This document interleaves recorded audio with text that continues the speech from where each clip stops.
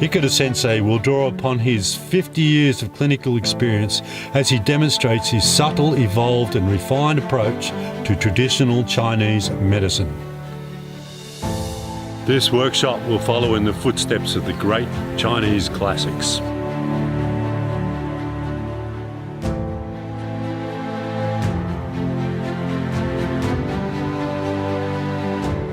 Ikeda sensei's understanding of that underpinning of traditional medicine and classical medicine is top class, and something again I've never really seen other practitioners manage to cross or really elucidate in their practice quite like Ikeda sensei.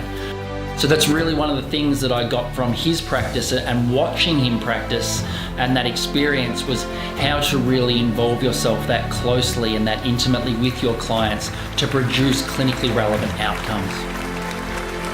Reflective of the wisdom and knowledge that Masakazu Ikeda sensei will impart during his 29th and final international workshop to be held at Bonn University, fittingly the location of his first international workshop some 22 years ago.